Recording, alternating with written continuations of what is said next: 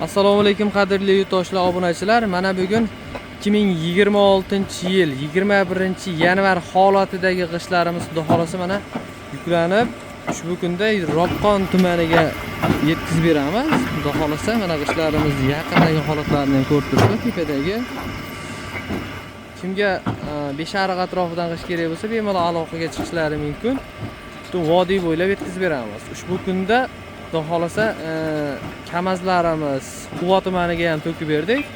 Quva atrofida kimga g'isht kerak bo'lsa ham bemalol aloqaga chiqishlari mumkin. Telefon qilganlarga Quvadagi nomerlarini ham beryapmiz.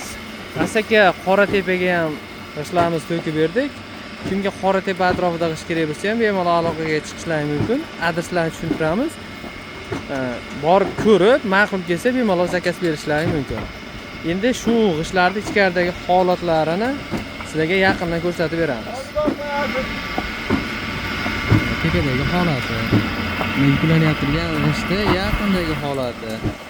Endi uncha-muncha endi qish kunida sanag'i ham aralashgan bo'ladi. Endi yozdagidaqa sifatini saqlab qola olmaymiz. Xudo xolasa ichkaridagi holatlarini ham sizlarga ko'rsatamiz. Ushbu mashinamiz Salarkada olib borib beryapmiz. Hozircha gazlarimiz yo'q.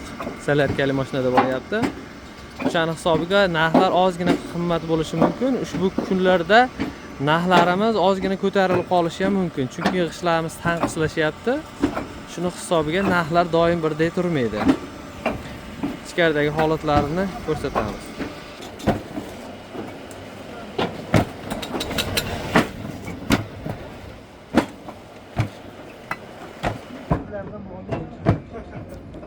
Ichkaridagi g'ishtlarimiz holat.